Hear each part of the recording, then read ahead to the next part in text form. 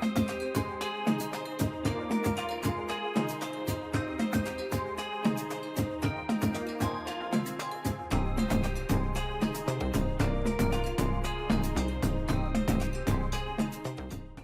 is an interview with Jamaican award-winning author Sharma Taylor, author of the book What a Mother's Love Don't Teach You. Greetings, listenership.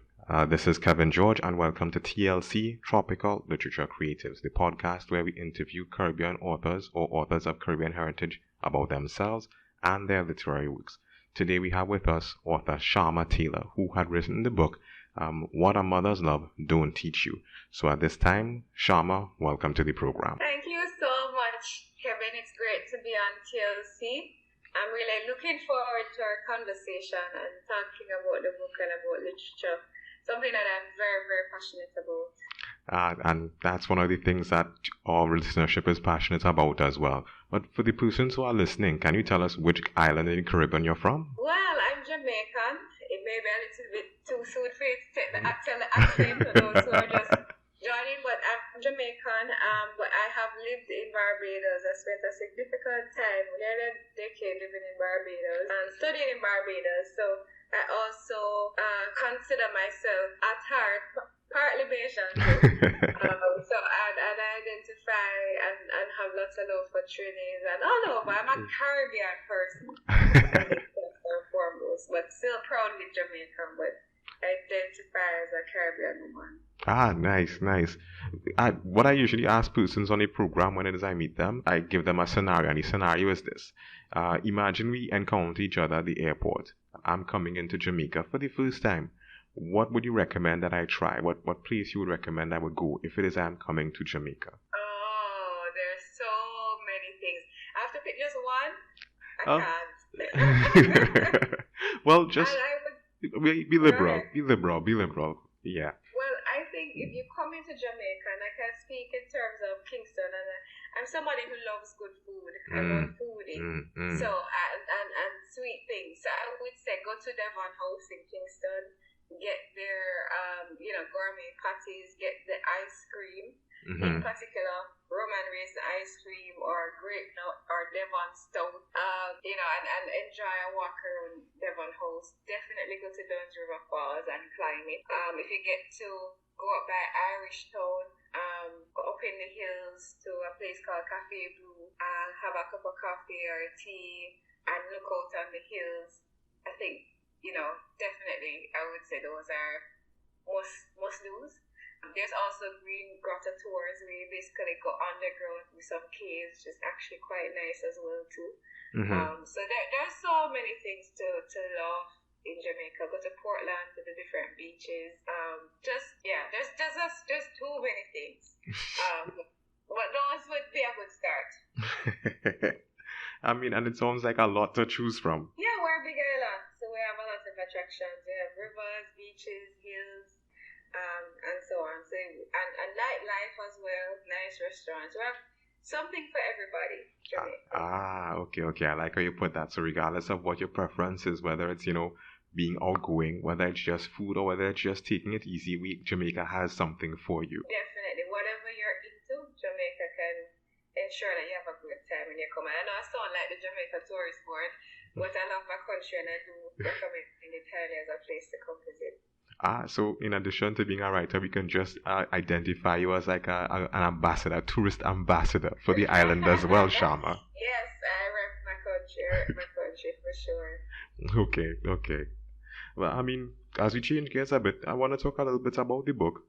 Can you just give us like a brief synopsis of the book for persons who might not be acquainted with it? Okay, so for persons who may not know my debut novel, What a Mother's Love Don't Teach You, it is a story about a woman by the name of Dinah.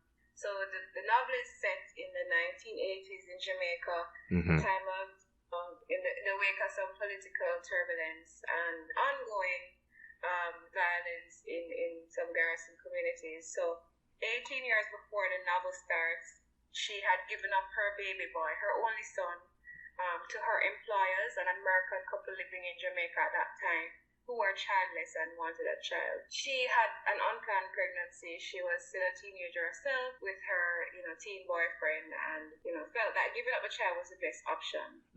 They promised to stay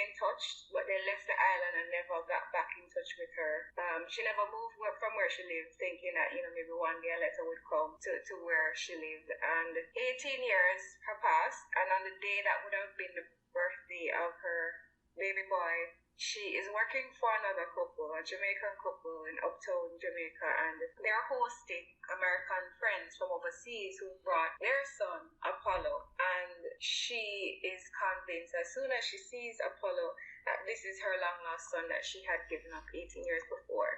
So the novel then takes you down the path of what happens when basically these two worlds collide, two people from very different backgrounds meet, and what do they do now, and the implications of their choices on their immediate families as well as the community around them.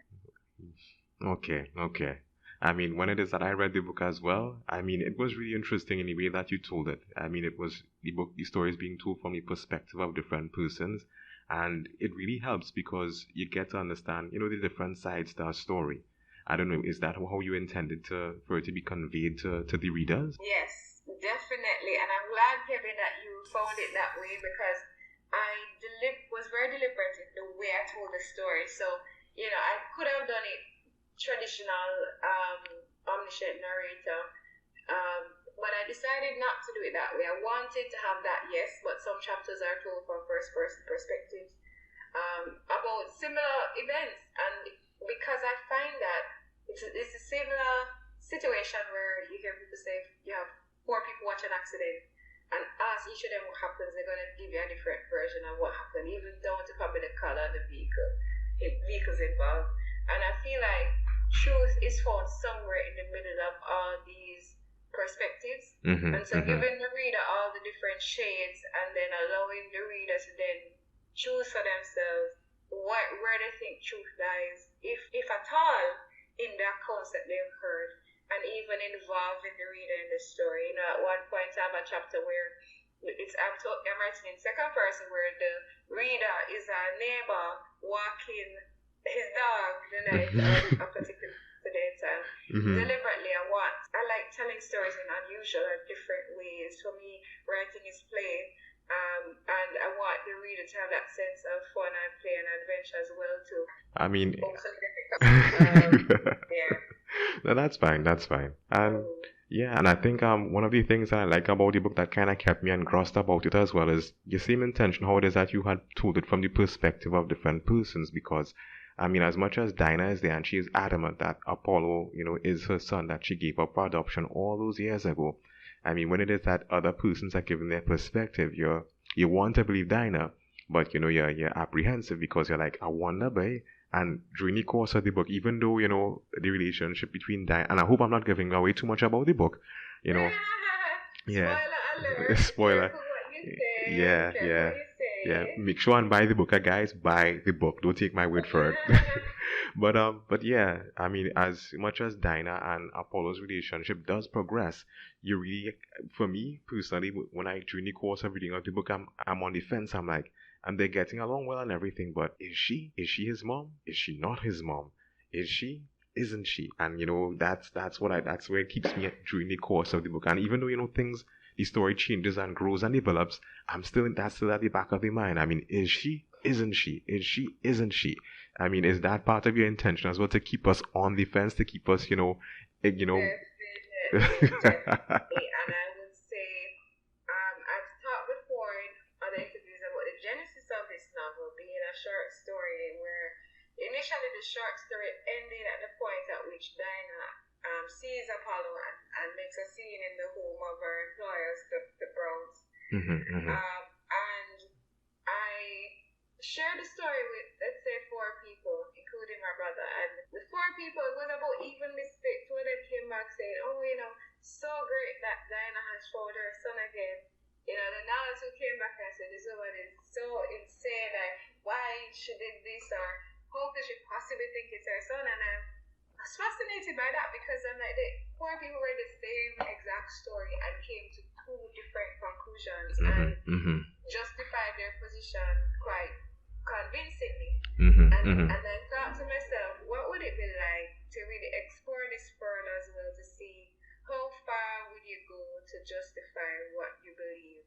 In the same way Dinah convinces her son and she goes to the ends of the earth to protect him, then how would readers justify whatever position they came to throughout the course of the novel? What clues would support their conclusion or dispute it, and how would they treat with that? So, large part of this book, I really want to hear reader feedback. I really want to hear book clubs discuss it, because I do think there are arguments to either side, and I deliberately did not give an answer in the novel because I really, by the end, I felt it was much more important who they felt they were to each other as opposed to the facts. And of course, all of this predated the DNA and all this to be able to convincingly prove. So that's another reason why it's good to set it in the 80s in Jamaica.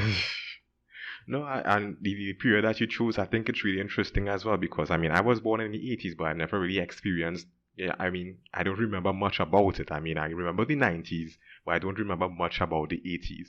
But it's an interesting time as I read on the book and as I look back on things, because on one hand, can't tell if there's much of a difference, only when it is that certain items of information are mentioned. But at the same time, comforting in a sense, because even though times have changed, there are some things that don't change regardless of whichever period it is that you're from. Is that intentional too? Yes, definitely. And I probably could have spent more time painting the scene of the 80s. I tried to do that, but that wasn't the main focus of the work. I really just wanted people to get into the story itself and the struggle and choices that the characters have to make during the course of the novel. No, and during the course of the novel, they do make some interesting choices, but we know from reading the book, again, buy the books, guys.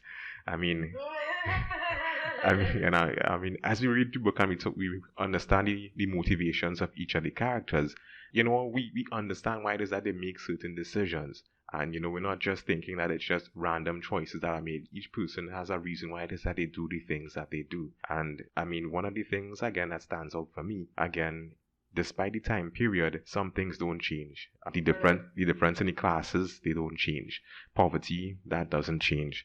Access to resources for different groups, that doesn't change. So, even though it's the 80s, I'm like, that's it hasn't changed all that much. Correct. You're so right. You are so very right. The fact of the matter is the garrison communities, which are a feature of the book, still in the communities where they can't dare vote for another party or publicly do so anyway without it being an issue. A lot of the features in the novel still resonate today, still apply today in Jamaica. Okay. One of the things that also stand out for me is the way that the characters progress and some of the situations that they face.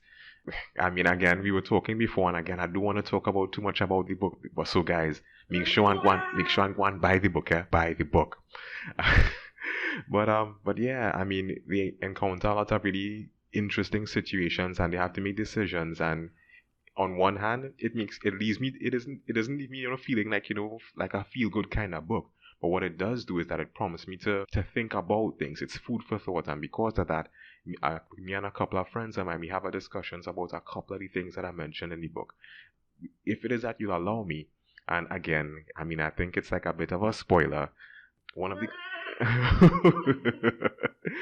okay. Yes, you're more than allowed.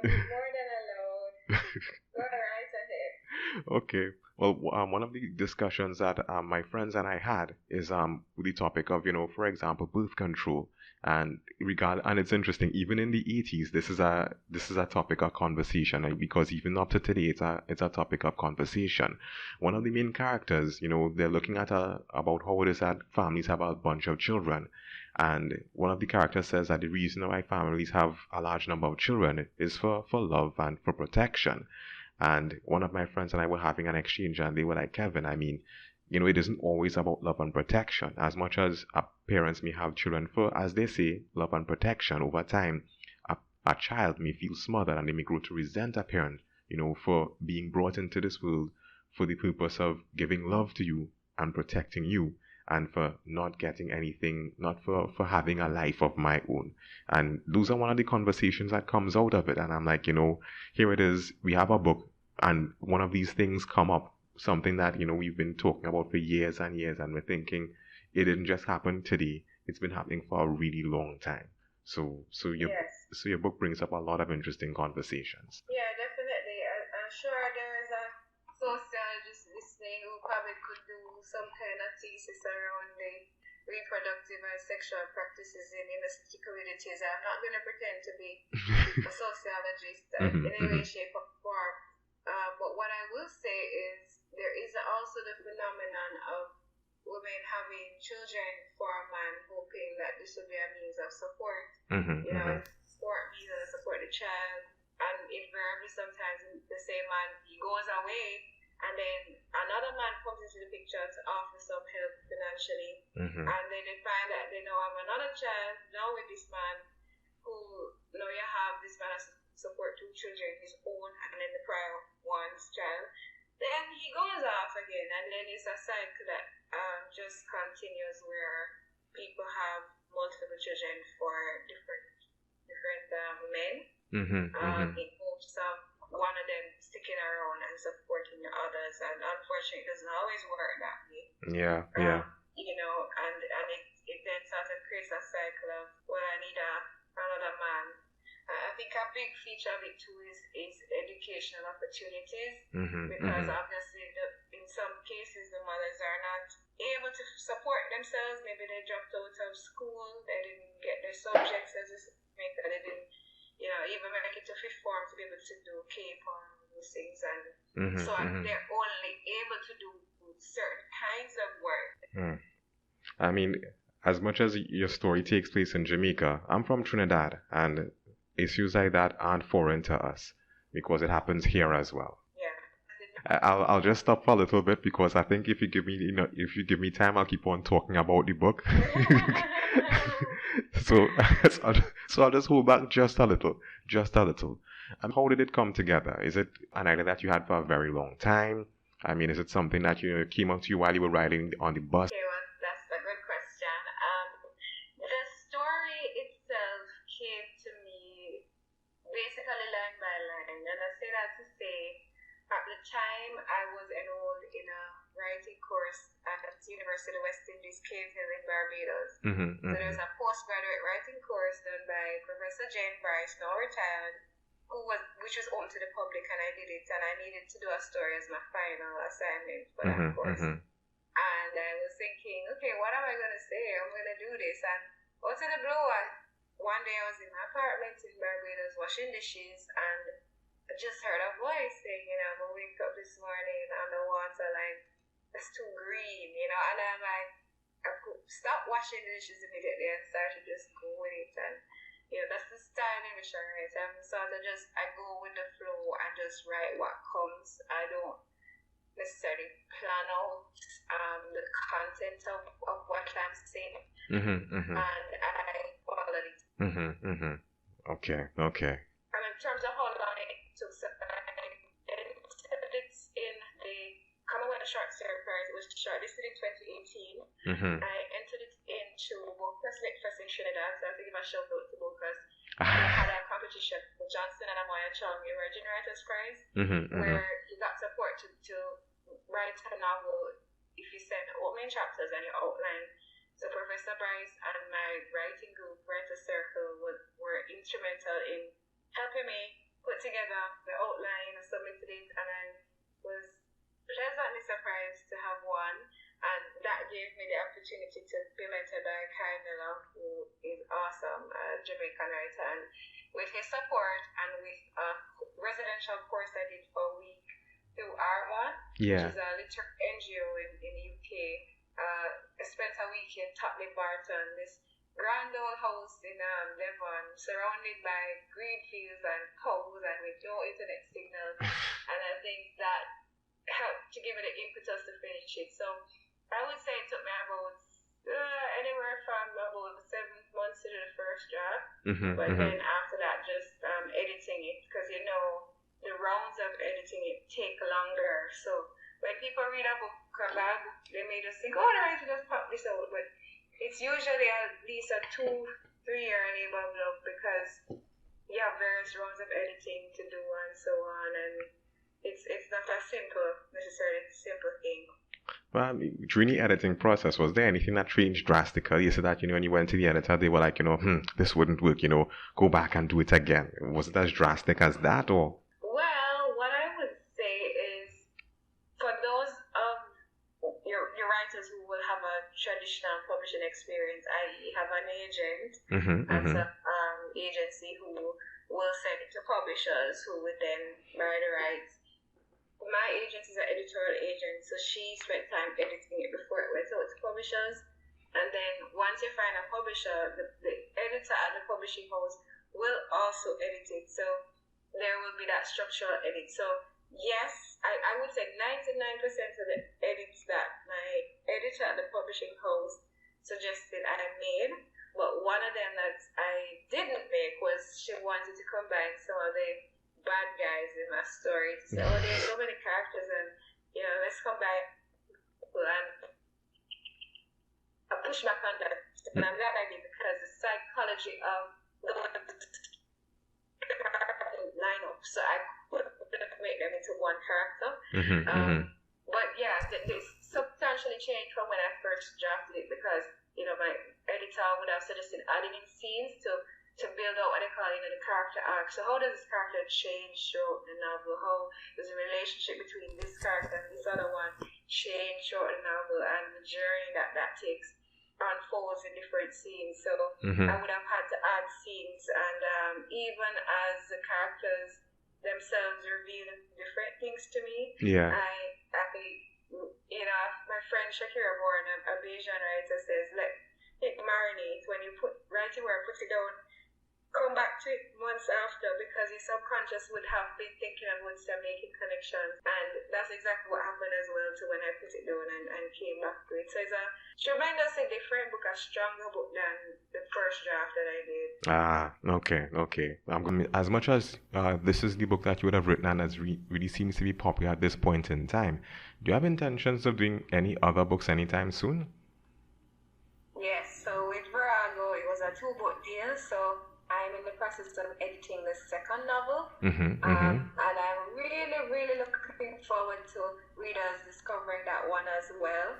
I don't want to give it away, but it involves a murder, a murder by an underage boy, and how the criminal justice system deals with that. I'm a lawyer by profession, so that sort of influenced that book. But again, the heart of it is about family relationships. So all being well, that should be out in 2024, God willing. And I really hope that readers will support that one as much as they've supported, if not more, that they've supported the debut. And I want the opportunity to thank everybody who has bought the book, who has talked about the book, who supported the book in any way, shape, or form. I really, really appreciate you all. And I really applaud that you're exploring this particular genre. I mean, from undertaking this project, and this is just my feedback to yourself and to anyone else who is listening to this. Where the genres are concerned, I really encourage persons to explore other genres that just aren't as popular. Maybe horror, thriller, murder mystery like yourself, or even romance and romance comedies. So if it is that you're an author in the Caribbean and you want to get into writing, any of these particular genres that I just mentioned, I encourage you to explore those options as well. Not many persons may be good at it, but if it is that you do have a particular talent for this particular style of writing, then by all means explore it, because we're looking forward to read what it is that you have to offer. You mentioned your experience with publishing. Just for some details about that, the reason I ask is because some of the authors who I've interviewed, they would have had pleasant experiences when it came to publishing and print, whereas others, it wasn't so pleasant with them. Can you just share with us some of your experiences?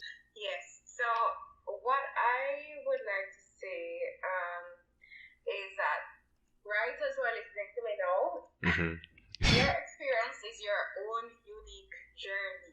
I'm going to say that again. And who taught me this was Sherry Jones, another friend who's a Bayesian writer. She said, Sharma, every writer's journey is your journey. Do not compare your journey with someone else's journey. Her critically acclaimed and celebrated debut novel, How the One Armed Sister Sleeps Her House, which if you have not read, you need to read. Yes, it took yes, yes. many years to write it. It was, I think, part of a master's program, and I think it took her a good almost 10 years to really get to a place where she's like, yes, I'm happy with this. And I know myself, I'm not going to spend 10 years to write the book, because I'm not going to do the book. But you have to, you have to know yourself as a writer. That's one. And two, you have to know the fact that you're going to have to adjust to suit certain things in this industry. So, for example, I consider myself an introvert, although my friends do not think so. I like my own company. I like to be alone. I get recharged by just reading a book, writing, spending time in my own head. And for me, one of the things that you must be aware of in this business, if you're going to do it, is that you are required to be your own marketer, be your own PR, be your own social media manager. Yes, your publisher will have those things at the publishing house, but you still have to do that. You still have to market. You still have to talk about your book. You still have to make those connections. It's not something that you can just leave in the hands of your publisher. It's something you're gonna have to take on. So if you know that you don't like this, that's an adjustment you're going to have to make. Not saying you have to go on Instagram if you don't like it, but pick one form of social media. So I'm on Twitter. I joined it specifically because I wanted to be able to talk about my book. I don't think I'm great on it. Like, I don't think I post as often as I should. But one thing I do, I've leveraged, for example, where I've had my work in journals or shortlisted or longlisted or won prizes.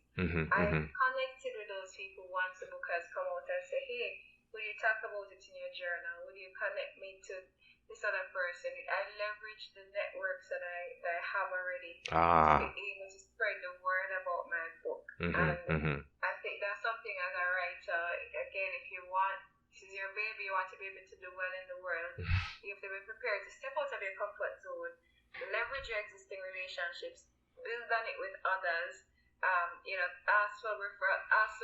Ask people you know in the industry to say, okay, who do you think I could talk to about my book? Who do you think I can get out there? Being proactive, and that's how I've been able to be on local TV with my book, or local radio with my book, or have it reviewed in Caribbean magazines and so on. So I'd encourage writers to think about your own marketing plan. Think about your own way in which you're going to sell your book. And also, if you're in a traditional publishing situation, at least 8 months before the book is supposed to come out, review your marketing plan, the marketing team at your publisher, if not 12 months before, ideally. See what do they plan to do for marketing. Ask to see the PR plan as well. What do they plan to do in PR? And ask questions. And this is where your agent comes in as well to advocate for you in that area. It's very important. Like writers, we tend to think, oh, we've written it. It's a good product. It makes no sense to have a good product if nobody's going to read it or nobody's heard about it. Unless you're writing it for yourself and your mother, which is fine. But if you want it to be out in the world and do well, you're going to have to be prepared to be an active part of the marketing and PR of your book. I mean, Sharma, as you mentioned those things, you sound, I don't know the kind of person that you were before, but it sounds like going through the process, you'd have had to become someone else, or at least adopt different qualities. I mean, you say you're an introvert, but you'd have had to examine qualities at certain points in time, go out there, going on TV shows or radio programs and talking about your book, networking, etc. So the Sharma who wrote the book before is different from the Sharma who is here with us right now. So it seems that the book writing process has also transformed you as well. Yes, it has, definitely. Because I've had to be what my book needs. And it means stepping out of my comfort zone in many ways. So what you're saying is completely accurate. And again, if you believe in your book, you're going to be prepared to step out of that comfort zone. I mean, I like how it is that you kind of refer to your book as it gives you the impression that your book is your baby. It's almost a living thing, that you have to become who you have to be to give your book life, to get your book out there. Your book is pretty much a baby. Yes, exactly. And it's one of those things too where it's almost like you have to kind of at some point be a bad mother though, because you equip it as well as you can, you go. You can't helicopter parent it and over smother it though. You just have to trust as well as a partner. You trust that, okay, you're going to find your own way too. I'm just curious. I mean, with the amount of effort that you've put into writing to this book, into marketing this book, in Trinidad, what we have is like we have these textbooks that we use when it is that persons have to learn reading and comprehension in primary schools and in secondary schools. The book that we use is something called, for example, Republic Readers. I'm not too sure if Jamaica has something like that, but how would you feel if it is that persons were to take maybe portions of your book and incorporate them into the syllabus to help persons in Jamaica? I would love that. If there's anybody listening to this who wants to do that, go right ahead. I am so on board for that. Yes. Right. No, and I really would think I would really like for a book like this to be like that. Not just because of the content, but also because you have a person like yourself who is of the soil who would have put together something like this. What I think recently, and one of the reasons why I do this program is to showcase what it is that the Caribbean has to offer. And if it is that persons see a person like yourself putting together this quality of literature, that may embolden them to follow in your footsteps, to do something just like how Sharma did it. If there's anybody who's listening to this program who has seen you written a book and would want to follow in your footsteps, what advice would you give to them? Well, what I would say is one, don't do it the way Sharma does it. Obviously, the wrong way for you to do it. Do it the best way that you can do it. Because I think sometimes, like for me, I love Carmilla, but I don't want to write like Carmilla. I want to be the best Sharma. And I remember at the same urban course, I had a tutor, Shabondo Unuzo. She wrote Spider King's Daughter and now recently Sankofa, and I shared that extract with her of something I was writing, and again from the novel at the time, and she said to me like, basically I was like, this doesn't work. And again, that's another encouragement for writers. Please share your work and don't have too big of an ego to not accept criticism and feedback on how to strengthen it. And I told her, but I love Carmilla and I was trying to write like Carmilla. She's like, don't do that. Write like Sharma. So you have to find your own way, your own style. That's very, very important. And for me as well, I offer the service of basically critiquing or support for young writers. At this point, we stopped and took a break before continuing with the interview. More break, and we're back here with Sharma. Before it is that we went on to our break, Sharma was giving advice to persons who had a desire to write, and she actually even reached out by giving like her email address. So having said that, I'm giving you a brief recap. We'll just pick up from where it is that we left off. Sharma, any other advice that you want to give in addition to what you had mentioned before? Yes, I just want to underscore the importance of having a writing community, writing group, people who can read your work before you send it out. And of course, go to courses, attend as many courses as possible. Luckily, everybody's online now. You don't have to go to places in person. The world is open to you in terms of writing courses, and I encourage all writers listening. Hone your craft. It's something you have to learn, a skill you have to learn, and do lots of reading. I mean, and that's good advice, because I think that with those items of advice, you become a bit more well-rounded. In the Caribbean, and even like groups on Facebook, from what I see, there are a couple of groups there as well, and interestingly enough, your book was the topic of conversation among them. I'm just putting that in there. Let's switch gears a bit in terms of like we spoke about publishing a bit and the publishing experience. Having your book sold, was it more easy to sell your books in Jamaica itself, or is it more easy to sell it online using the different platforms? That's a very good question. I think for me it is a question that I think in the region it takes a while for books to come, because for example my publisher is based in the UK. Oh. Jamaican bookshops that have been ordering through their warehouse is coming through from UK, for a whole lot of supply chain issues and delays. So it's been slow in having reached the region, I have found. And because my book is on UK as well, that also has some challenges. So I find that readers in the Caribbean had to wait longer to get copies of the book, but thankfully now, certainly I know it's available in Trinidad, paper-based books, Jamaica at Kingston Bookshop, as well as online through Rebel Women Lit, and Barbados, I believe, through BlackRock Books. Ah, okay. I mean, in terms of getting access to your book, the way that I get access to your book in addition to other authors' book is through the Kindle application.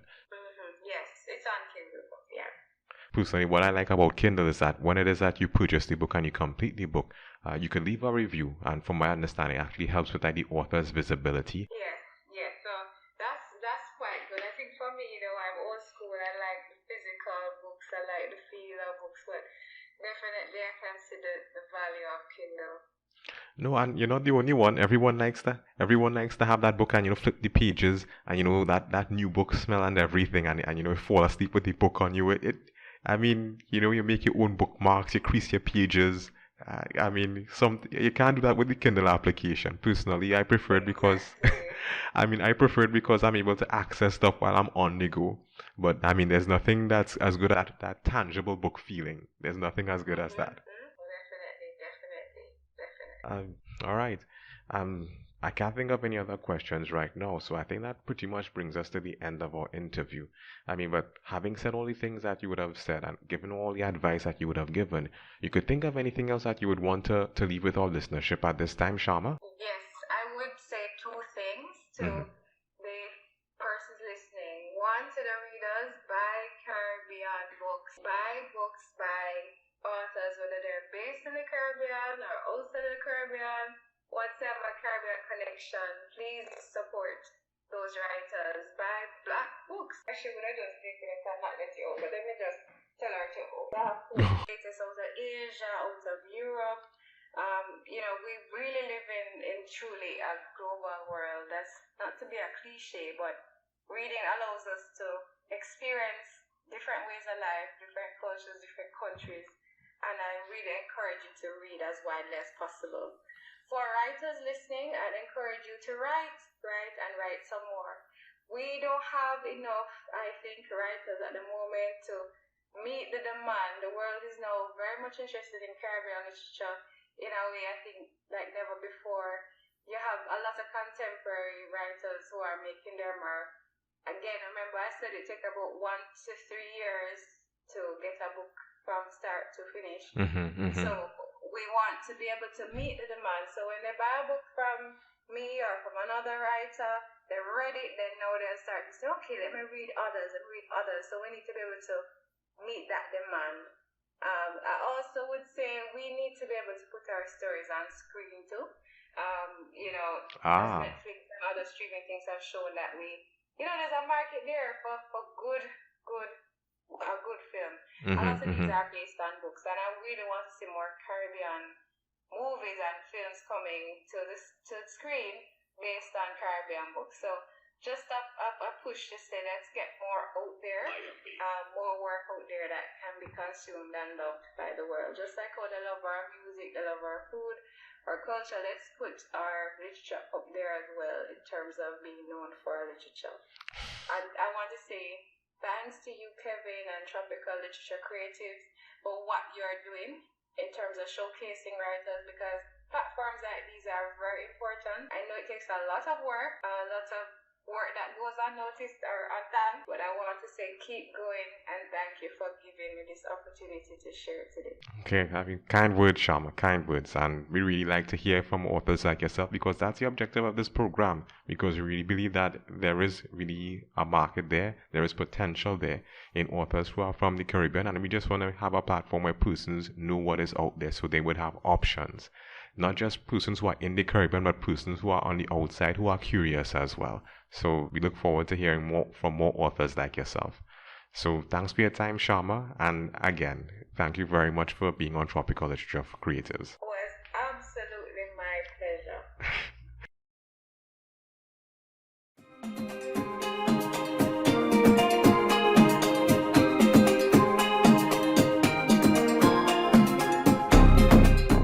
You've been listening to Tropical Literature Creators. If you've liked content or heard something of interest, reach out to us. Reach out to our authors. We enjoy hearing from you. Our listenership. Follow us on social media. Visit our website.